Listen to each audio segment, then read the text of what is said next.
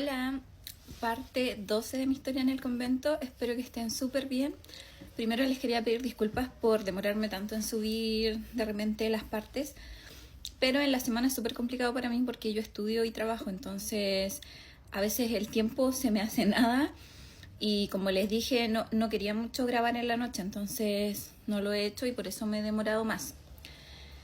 Eso, entonces ya, vamos a partir con la parte 12. Voy a hablar un poco más como a fondo sobre el exorcismo en sí y contarles cómo fue el proceso. Como ya les dije, sí duró los 5 días y sí más o menos eran 12 horas al día de exorcismo. El primer día partimos desayunando todos, excepto la hermana que estaba poseída, con el sacerdote, y después hizo la misa. Realizó en la misa, nos dio la comunión y empezó el exorcismo. No le dio la comunión, obviamente, a la hermana que estaba poseída, porque como lo expliqué creo que en un live, al final el darle la Eucaristía a una persona poseída es prácticamente un sacrilegio. Ya, entonces partió el exorcismo. Estábamos en la capilla chiquitita, entonces todas las hermanas estaban orando atrás, y yo también al principio, y el sacerdote adelante con la religiosa. Primero empezó como hablándole y preguntándole quién era, qué estaba haciendo ahí, etcétera. No sé si ya lo dije, pero al final resultó que una palabra que yo escuchaba mucho era el nombre del demonio, el que estaba hablando como... no sé cómo decirlo, pero como el que estaba al mando en el momento de la religiosa, porque eran una legión, pero él era el que hablaba. También se manifestó otro demonio que dijo que él era Lucifer. Entonces partía preguntándole en el fondo eso, qué estaba haciendo ahí, etcétera. Entre muchas otras frases que dijo que él era el dueño del mundo, que él tenía a las personas muy fácil, que las personas se entregaban a él fácilmente, y todo esto de una manera súper burlesca. Y mientras el sacerdote comenzaba como a reprenderlo, decirle, por ejemplo, por la sangre de Cristo, sal del cuerpo de la religiosa, que en el fondo decía el nombre de la hermana.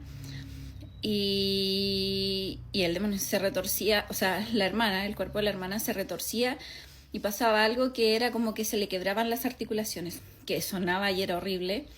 Por ejemplo, el codo, que el codo se mueve en esta posición como normal, se iba hacia el otro lado. Obviamente yo no lo puedo hacer porque no es algo que uno pueda hacer, pero se iba para el otro lado y sonaba como ese crujir. Y así con todas las articulaciones. Muñecas, codos, hombros, rodillas, tobillo, etc. Yo no vi, porque me preguntaron también como que si se le daba vuelta a la cabeza, eso no pasó. Pero sí todo el tiempo eran unos movimientos muy extraños. No hubo levitación tampoco, pero sí esos movimientos extraños y vomitaba y cosas así. Cada vez que en el fondo el sacerdote le iba hablando de algo, reaccionaba de diferentes maneras. Una de las más comunes que pasó mucho cuando el sacerdote le tiraba agua bendita, era como que literal se estaba quemando. La religiosa había momentos en los que se quedaba como quieta en el suelo, como si estuviese desmayada, y el sacerdote, a pesar de que le hablaba, no reaccionaba ni nada. Yo no sé qué pasaba en esos momentos, pero al final ahí fueron en esos como entremedios en que empezaron a aparecer esto que yo les decía de las almas que estaban perdidas, que en el fondo son almas que se quedaron en este mismo plano por diferentes razones, no por castigo de Dios, sino que porque o ellas no lograban perdonar o no se perdonaban a sí mismas. Casi al principio del exorcismo, en un momento pasó que el sacerdote creyó que el demonio se había ido, y yo me di cuenta que no. Entonces le dije al sacerdote, y en el momento en el que le dije, el demonio en la hermana se empezó a reír. Y así pasaron un par de como detalles en los que el sacerdote se dio cuenta de que yo tenía algo como un don que él me explicó después. Entonces me pidió colaborar con él durante el exorcismo y por eso yo al final terminé adelante con ellos. Y como les dije, yo tenía visiones y escuchaba cosas, entonces al final yo le iba diciendo lo que yo iba viendo y así él le decía al demonio tal cosa. Algo, por ejemplo, fue que hubieron presencias de santos y yo los veía hacerse presentes, entonces el sacerdote le decía al demonio, por ejemplo, Juan Pablo II, que en ese momento no estaba aún declarado santo, pero ya había fallecido. Y el sacerdote le decía que estaba ahí Juan Pablo II haciéndose presente, intercediendo por nosotros, y el demonio se retorcía y todo eso. De repente era tanto, yo creo que su odio, no sé, que se ponía a vomitar.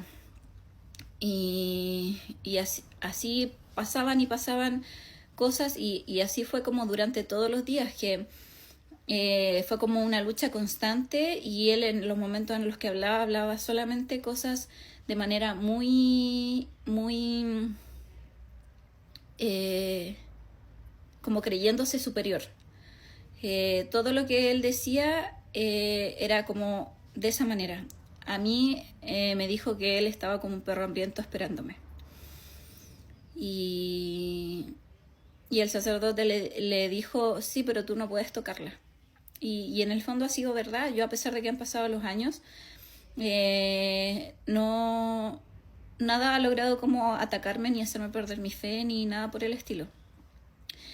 Después que, bueno, pasaron los días y pasaron todo este tipo de cosas que les estoy contando, hubo una segunda posesión que fue a una hermana chilena, porque la hermana que estaba poseída al principio, la que era mi maestra, era una mexicana. Y después, el último día, hubo una posesión a una hermana chilena, pero fue una posesión muy corta. Duró unos minutos, que fue en el fondo en un momento en que salió un demonio y se fue al cuerpo de la otra hermana. Estábamos todos ahí y la otra hermana empezó a manifestarse, entonces nos dimos cuenta que la otra hermana también estaba poseída, pero fue muy corto, fue una liberación súper corta, no pasaron grandes cosas más que sí un par de movimientos extraños y que habló en esa voz que no corresponde, o sea, a su voz natural me refiero.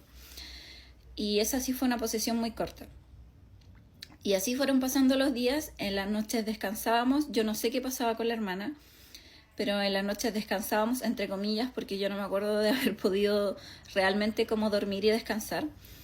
Pero hubo una hermana en ese momento que yo me quedé en su habitación y esa hermana sí me ayudó mucho, conversábamos mucho en la noche para intentar en el fondo calmarme.